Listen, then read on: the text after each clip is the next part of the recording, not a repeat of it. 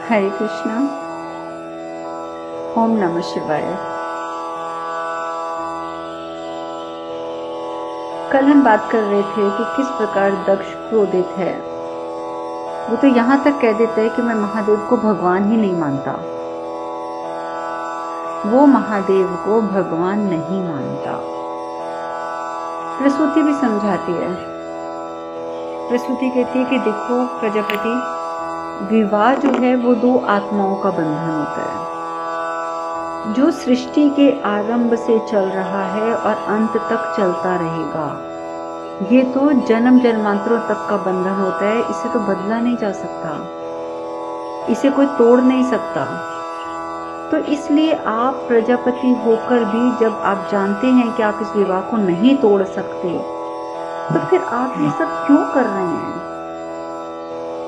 आप खुद सोचिए प्रजापति कि आपने इनके मिलन को रोकने के लिए क्या क्या नहीं किया, क्या क्या नहीं किया आपने। लेकिन हुआ तो वही ना जो सती के भाग्य में था। अगर सती के भाग्य में शिव ही उनके पति हैं तो शिव ही मिले, तो इतनी रोक टोक करने का आपको क्या फायदा हुआ? और मुझे हैरानगी इस बात की होती है प्रजापति कि इतना सब कुछ होते हुए आप अभी बात समझ नहीं रहे हैं। स्वामी, आपको ये समझना होगा कि सती का जन्म ही शिव के लिए हुआ है। इसलिए मैं आपसे हाथ जोड़ती हूँ, आपसे हाथ जोड़कर कहती हूँ कि पिता का धर्म निभाइए और अपनी स्वीकृति दे दीजिए, इस विवाह को स्वीकृति दे दीजिए। लेकिन दक्ष नहीं मानता। नहीं नहीं नहीं, कभी नहीं, मैं ये कदापि नहीं कर सकता। मैं किसी भी हालत में अपनी हार स्वीकार नहीं कर सकता। देखिए, यहाँ पर भी पुत्री का विवाह हो चुका है, तो भी दक्ष के मन में सिर्फ अपनी हार जीत है। उसके मन में सिर्फ ये पता रही है कि इस प्रकार से तो शिव से मेरी हार हो गई, जो वो स्वीकार नहीं करना चाहता। कहते मैं अपनी हार स्वीकार नहीं कर सकता हूँ, ये तो शिव का षड्यंत्र है। शिव ने सारा षड्यंत्र रचा है ये सब करने के लिए। बहुत उल्टा सीधा बोलता है। दधीची बोलते हैं, ऋषि दधीची कहते हैं कि व्यक्ति का जो अहंकार होता है ना, जब उसमें दम होता है, अहंकार जो होता है, वो उसके सोचने समझने की शक्ति को क्षीण बना देता है। और प्रजापति, आपको देखकर मुझे ऐसा महसूस होता है कि आप तो इस बात के प्रत्यक्ष प्रमाण हैं। आप अपनी व्यक्तिगत शत्रुता हेतु विधिवत संपन्न हुए स्वयंवर को भी अमान्य घोषित कर रहे हैं। तो आप ये कैसे कर सकते हैं? जितने भी यहाँ पर देव, यक्ष, गंधर्व, ऋषि मुनि जो भी यहाँ उपस्थित हैं, सबके सम्मुख, सबके सामने सती ने स्वयं अपनी इच्छा से शिव का वर्ण किया है। तो आप इस बात को कैसे नकार सकते हैं?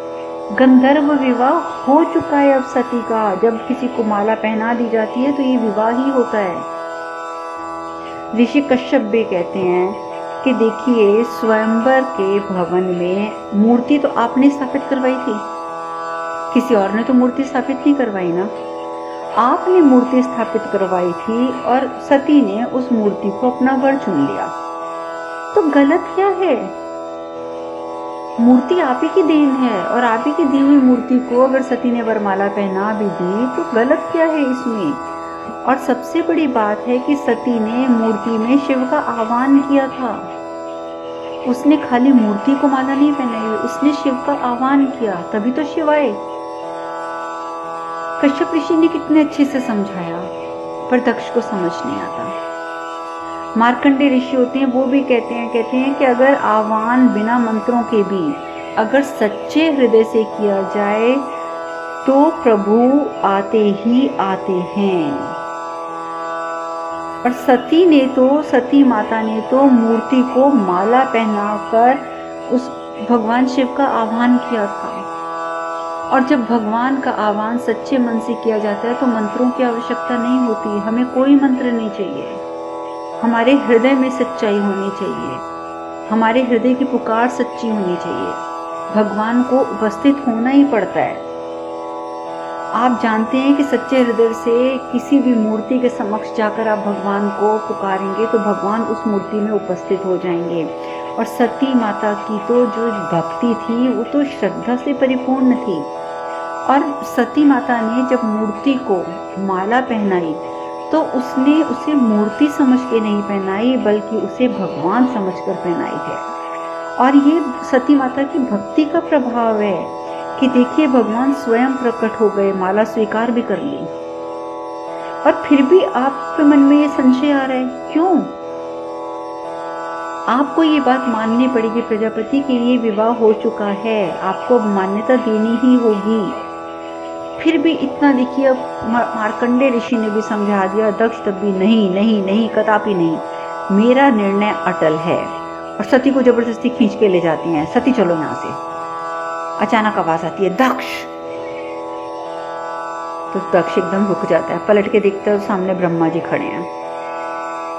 ब्रह्मा जी कहते हैं कि अनर्थ मत करो पुत्र, और अनर्थ मत करो। सती अब तुम्हारी पुत्री नहीं रह गई है, अब वो भगवान शिव की अर्धांगिनी है, उनकी पत्नी है। सो अब सती का हाथ छोड़ दो। दक्ष को और क्रोध आ जाता है। दक्ष कहते हैं कि आप भी संसार की भांति मेरे और सती के शत्रु बन गए हैं पिताजी। मैं तो सोचता था कि सिर्फ संसार मेरा शत्रु है, लेकिन पिताजी क्या आप भी मेरे शत्रु बन गए हैं, जो आप मुझे इस तरीके से कह रहे हैं? ब्रह्मा जी कहते हैं कि देखो, जब व्यक्ति को जब ये लगने लग जाए कि सारा संसार उसका दुश्मन है, सारा संसार उसका शत्रु है, तो उस व्यक्ति को समझ लेना चाहिए कि वो स्वयं का शत्रु बन चुका है। और ये बात हम हर एक आम इंसान की जिंदगी में लागू होती है। अभी थोड़े दिन पहले मेरी एक स्त्री से बात हुई थी, एक बहन से, तो वो भी मुझे यही कह रही थी, मैं क्या करूं, मैं तो दुखी हो गई हूँ। मैं अपने परिवार में जब थी तो मेरे माता पिता मेरे को हर समय डांटते रहते थे, शादी हो गई तो मेरे पति की मेरे साथ नहीं बनती, मेरे सास ससुर मुझे प्यार नहीं करते, मेरी ननदें मुझे तंग करती हैं। मैंने उससे भी यही पूछा था कि सारे लोग गलत हैं, यानी कि सिर्फ एक आप सही हैं, कभी ये पॉसिबल हो सकता है? किसी का एक शत्रु होता है, दो शत्रु होते हैं, किसी एक से नहीं बन रही, किसी दूसरे से नहीं बन रही, तो बात समझ आती है कि चलो आपस में अंडरस्टैंडिंग नहीं है, आपस में समझदारी की बात नहीं है। लेकिन जब एक ही व्यक्ति को सारी दुनिया शत्रु लगे, मुझे तो ये भी मेरे से नहीं बनती, उसकी भी मेरे से नहीं बनती, ये भी मुझसे लड़ता है, वो भी मुझसे लड़ता है, तो व्यक्ति को समझ जाना चाहिए कि फिर गलती लोगों में नहीं, गलती उसमें स्वयं में है। लेकिन हम इंसान अपनी गलतियां ढूंढते पाए, हम तो लोगों में गलतियां ढूंढने में ज्यादा एंजॉय करते हैं। यही बात ब्रह्मा जी ने दक्ष को बोली कि जब व्यक्ति को ये लगे ना कि सारा संसार उसका दुश्मन हो गया, शत्रु बन गया, तो उसे समझ लेना चाहिए कि वो अपना शत्रु खुद बन चुका है। और वो कहते हैं, ब्रह्मा जी कहते हैं कि दक्ष तुम संसार की बात तो छोड़ो, क्योंकि तुम संसार की बात मत मानो, मैं तो कहते ही नहीं कि तुम मानो, पर तुम सती की बात तो सुनो। सती तो तुम्हारी पुत्री है, तो तुम कम से कम उसकी इच्छा का सम्मान तो कर लो। सती तो तुम्हारी पुत्री है ना, तुम संसार की बात छोड़ो, संसार क्या चाहता है भूल जाओ, लेकिन सती तो तुम्हारी पुत्री है, कम से कम तुम उसकी इच्छा का तो सम्मान कर लो। दक्ष फिर भी कहते हैं, नहीं नहीं नहीं पिताजी, आप भी मुझे बातों में मत उलझाइए, मेरा निर्णय अटल है, मैं इस विवाह को नहीं मानता, नहीं मानता और नहीं मानता। ब्रह्मा जी कहते हैं कि दक्ष, मैं तुम्हारा पिता हूं, और उसी अधिकार से मैं तुम्हें आदेश देता हूं कि सती का हाथ छोड़ दो और विवाह को मान्यता दे दो। अब पिता के कहने पर दक्ष हाथ तो छोड़ देता है, लेकिन साथ ही कहते हैं कि पिताजी, मुझे बहुत दुख है इस बात का कि आज मुझे आपके साथ की जरूरत है, तो आज आप भी मेरे साथ नहीं हैं। आप एक बात बताइए पिताजी, मैं आपसे पूछता हूँ। दक्ष कहता है कि पिताजी, आप एक बात बताइए, मैं आपसे पूछता हूँ कि मैं अपनी पुत्री का दुखों के साथ नाता कैसे जोड़ सकता हूँ, कैसे जोड़ सकता हूँ? मेरी पुत्री जो महलों में रहने वाली है, कंकड़ों पत्थरों पर रहने वाले इस शिव के साथ क्या वो सुखी रह पाएगी? कम से कम पिताजी आप तो ये बात सोचिए, क्या वो सुखी रह पाएगी? ब्रह्मा जी कहते हैं कि दक्ष, जो नाता पहले से जुड़ा हुआ है, तो उसे जोड़ने और तोड़ने वाले तुम होते कौन हो? तुम ये बात मुझे कैसे कह रही हो कि मैं दुखों से नाता जोड़ दूं? अरे पुत्र, तुम होते कौन हो? नाते तो पहले से जुड़े हुए हैं। तुम्हारी सोचने से क्या हो जाएगा? तुम इस काबिल नहीं हो कि किसी नाते को जोड़ो या किसी नाते को तोड़ो। जोड़ने तोड़ने वाला तो ईश्वर स्वयं होता है, और तुम ईश्वर नहीं हो। इतना याद रखना, तुम एक प्रजापति हो। तुम शिव से कितनी बार मिले, ठीक है, लेकिन तुम उसे आज तक समझ नहीं पाए हो। तुम भूल रहे हो कि शिव देवों के देव महादेव हैं, महादेव। तुम तो अहंकार में सब कुछ भूल रहे हो, सब कुछ। और तुम उन महादेव को ही अपना शत्रु मान रहे हो, जो किसी के शत्रु हैं ही नहीं। और इसलिए अभी भी मैं तुम्हें कहता हूं कि मेरा कहा मानो और तुम इस विवाह को मान्यता दे दो। दक्ष फिर कह देता है, नहीं पिताजी, ये तो मैं कदापि नहीं करूंगा। मैं शिव के सामने हार स्वीकार नहीं करता। लेकिन उसी समय नारायण आ जाते हैं। ओम नमो नारायण, ओम नमो नारायण। नारायण प्रस्तुत हो जाते हैं। सब एकदम हाथ जोड़ के खड़े हो जाते हैं। नारायण कहते हैं कि प्रकृति के नियम के परे कोई भी नहीं है दक्ष, कोई भी नहीं। और शिव और आदि शक्ति का मिलन तो प्रकृति की आवश्यकता है, संसार की आवश्यकता है। और यदि तुम प्रकृति के विरुद्ध गए, जबकि प्रकृति को शिव और शक्ति के मिलन की आवश्यकता है, और अगर तुम प्रकृति के विरुद्ध गए तो मुझे अपना विरोधी पाओगे। बोलो बोलो दक्ष, क्या तुम्हें स्वीकार है? क्या तुम मुझे अपना विरोधी स्वीकार कर पाओगे? दक्ष, नहीं नहीं नहीं नहीं प्रभु, नहीं, कभी नहीं, कभी नहीं, ऐसा तो कभी नहीं हो सकता। शिव तो मेरे विरोधी हैं ही हैं, मेरा परिवार भी मेरा विरोधी बन गया है। आप कभी नहीं, आप कभी मेरे विरोधी मत बनना, नहीं तो मैं सच कहता हूँ प्रभु, आपके बिना मैं नहीं जी पाऊंगा। आप तो मेरे आराध्य हैं। यदि आप चाहते हैं कि मैं मान्यता दूं तो मैं सच कहता हूँ कि मैं मान्यता देता हूँ। किंतु प्रभु, इतना मुझे बता दो कि मैं मान्यता तो दे दूं, पर मैं एक पिता हूँ, मैं एक योगी, एक असंस्कारी व्यक्ति को अपनी संस्कारी पुत्री कैसे दे दूं? आप कम से कम मुझे ये तो बताइए नारायण,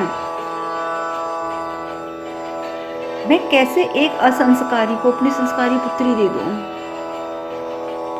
विष्णु भगवान कहते हैं कि दक्ष, तुम भूल रहे हो। विवाह के नियम और सारे नियम तो तुमने खुद बनाए हैं। ज्योतिष की रचना भी तुम्हारी भृगु ने करी है। तो मैं तुम्हें एक बात यहाँ पर दोबारा बताना चाहता हूँ कि कन्या ससुराल में अपना भाग्य लेकर जाती है। और तुम्हें क्या लगता है कि अगर इसमें सती का अहित होता तो मैं तुमसे अनुग्रह करता, तुमसे विनती करता? क्या तुम्हें ऐसा लगता है कि मैं तुम्हारे या सती के खिलाफ कोई काम करूंगा? तो एकदम दक्ष कहते हैं, नहीं नहीं, कदापि नहीं, कदापि नहीं। मुझे आपकी हर बात स्वीकार है, परंतु मुझे एक वचन देना होगा। अब देखिए, भगवान विष्णु भी उसे विवाह को मान्यता देने के लिए कह रहे हैं, तो वो भी उल्टा उनके आगे एक शर्त रख रहे हैं कि आपको मुझे एक वचन देना होगा। भगवान विष्णु भी मुस्कुरा देते हैं, कहते हैं तुम दक्ष हो ना, बिना वचन लिए मानोगे कैसे, कोई काम करोगे कैसे? चलो खैर, कहो क्या चाहते हो, क्या चाहते हो तुम मुझसे? दक्ष कहता है कि मैं सिर्फ इतना चाहता हूँ कि संकट के समय में मुझे जब भी आपकी आवश्यकता होगी, आपको मेरा साथ देना होगा और आपको मेरा साथ देने के लिए आना होगा। मेरी हर संकट की घड़ी में जब भी मुझे आपकी आवश्यकता होगी, मैं आपको पुकारूंगा, तो आपको मेरा साथ देने आना होगा। विष्णु भगवान कह देते हैं तथास्तु। दक्ष भी कह देता है, धन्यवाद प्रभु, धन्यवाद, आपने मेरी बहुत बड़ी इच्छा पूरी कर दी। तो विष्णु भगवान कहते हैं, ठीक है, तुम्हारी इच्छा पूरी हो गई ना, अब चलो विवाह को मान्यता दो। तो दक्ष कह देता है, जाओ सती, मैं इस विवाह को मान्यता देता हूँ। सब प्रसन्न हो जाते हैं, नंदी और प्रेत वो भी आ जाते हैं। नंदी जो है वो एकदम माता के पैरों में बैठ जाते हैं और बोलते हैं कि आज मेरा सपना पूरा हो गया माता, आज मेरा सपना पूरा हो गया। अब कैलाश का सूनापन दूर हो जाएगा, कैलाश भी अब घर बन जाएगा माता। आपके आने से मेरा कैलाश अब घर बन जाएगा, मेरे महादेव और माता का घर। मैं बहुत खुश हूँ माता। और फिर वो माला देते हैं भगवान शिव को और कहते हैं कि प्रभु, अब आप भी तो माता को माला पहना दीजिए, माता ने तो आपको माला पहना दी। शिव भी सती को माला पहनाते हैं, हर तरफ हर हर महादेव, हर हर महादेव, कर्पूर गौरम, हर तरफ जय जयकार हो जाती है भगवान शिव की। सब बहुत प्रसन्न है, बहुत प्रसन्न है। ले देखिए एक दक्ष है जिसका चेहरा उतरा हुआ है। सबसे पहले ब्रह्मा जी हैं, वो शुभकामनाएं देते हैं और ब्रह्मा जी तो मुस्कुराते हुए यहाँ तक कहते हैं कि आप तो मेरे जमाता बन गए महादेव, आप तो मेरे जमाता बन गए, और मेरे लिए इससे बड़े गौरव की बात क्या हो सकती है। इससे बड़ा गौरव मुझे क्या मिल सकता है कि भगवान स्वयं मेरे जमाता बन गए, आप पूर्ण हो गए, और जब आप पूर्ण हो गए हैं तो अब मेरी बनाई सृष्टि भी पूर्ण हो जाएगी महादेव।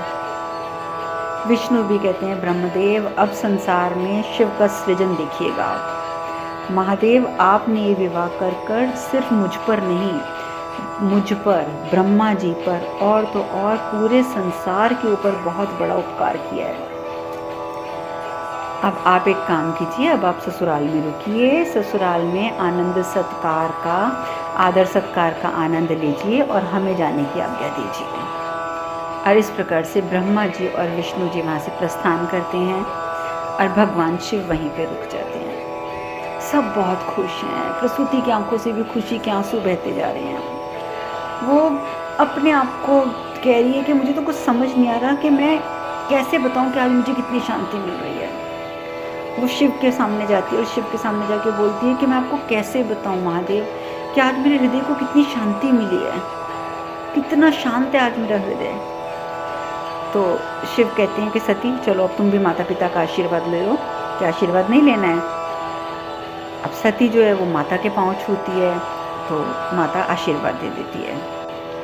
तो फिर वो पिता के पाँव छूती है, कहती है पिताजी आप भी आशीर्वाद दीजिए। अब दक्ष जो है वो सती के सर पे तो हाथ रख देता है आशीर्वाद का, लेकिन अंदर ही अंदर उसे गुस्सा आ रहा है। गुस्सा किस बात का आ रहा है? वो ये बात देख देख कर, शिव को देख देख कर गुस्सा हो रहा है, क्योंकि उसके मन में एक विचार था कि अब मेरे जमाता बनने के बाद भगवान शिव जो हैं वो शायद मेरे पाँव छुएंगे। वो मूर्ख नहीं समझ पा रहा कि भगवान शिव तेरे तुम इंसानों के पाँव क्यों छुएंगे। भगवान प्रेम के भूखे होते हैं, ये बात सत्य है, लेकिन भगवान ऐसे भी नहीं होते कि किसी इंसान के पाँव छुएं।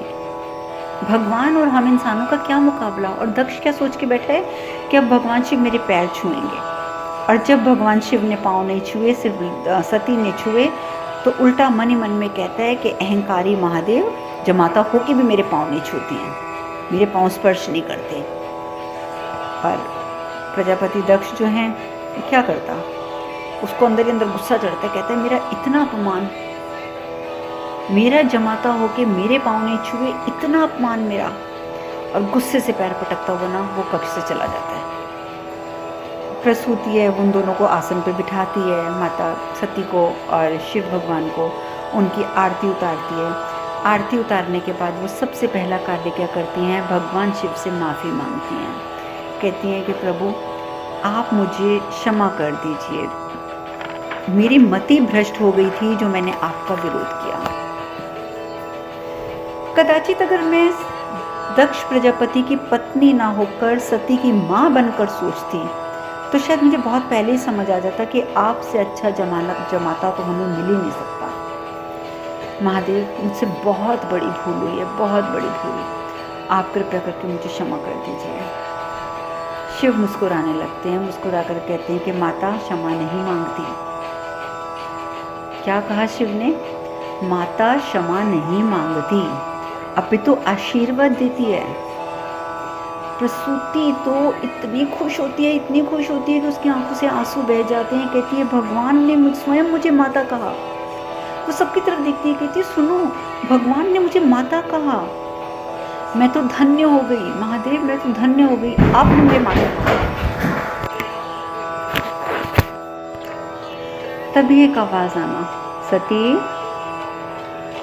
सब देखने लग जाते हैं ये किसकी आवाज़ है, जानी पहचानी आवाज़ है। और सब देखकर हैरान हो जाते हैं। मद्रिके पूर्ण श्रृंगार में वहाँ पर उपस्थित, पूर्ण श्रृंगार में वो मद्रिके जो सती की वजह से जोगन बन गई थी, आज फिर वो नगर वधू के पूर्ण श्रृंगार में वहाँ पर उपस्थित थी। सती को याद आता है कि मंद्रिकी ने उसे कहा था कि सती, तेरे शिव तुझे ज़रूर मिलेंगे और ये जोगन तब नृत्य करेगी और केवल तेरे विवाह पर नृत्य करेगी। उससे पहले ये जोगन अब नृत्य नहीं करेगी, ये मेरा वादा है। और इस प्रकार से सती को जब याद आता है, सती उसको देखते ही एकदम खड़े हो जाती है। मंद्रिकी आ। मंद्रिकी कहती है, देख सती, ये मंद्रिकी तुझसे अपना वादा निभाने आ गई। अब ये मंद्रिकी तेरा विवाह के अवसर पर ऐसा नृत्य करेगी जैसा मंद्रिकी ने कभी ना किया हो। और इतना अच्छा माहौल, इतना उत्सव जैसा माहौल बन जाता है विवाह का। सब लोग वहाँ पर उपस्थित हैं, एक दक्ष को छोड़कर, और इतना अच्छा नृत्य होता है मंद्रिकी का। सब लोग बहुत प्रसन्न हैं, लेकिन दक्ष प्रजापति का कहीं अता पता नहीं कि वो कहाँ है और वो कहाँ पर गए हैं। ये सुनकर आप हैरान हो जाएंगे, पर इस बात की चर्चा अब हम कल करेंगे। आज हम कथा में यहीं विश्राम लेते हैं। और आज तो मैं इस कथा में विश्राम लेते समय ये ज़रूर कहूँगी कि सती माता और भगवान शिव के शुभ विवाह की आप सभी को बहुत बहुत शुभकामनाएँ। भगवान शिव और सती माता का हाथ आप सबके सर पर हमेशा रहे। हरे कृष्ण कृष्ण कृष्ण हरे हरे, हरे राम राम राम हरे हरे। आप सब खुश रहें, सुखी रहें, स्वस्थ रहें। ओम नमः शिवाय, ओम नमः शिवाय, ओम नमः शिवाय।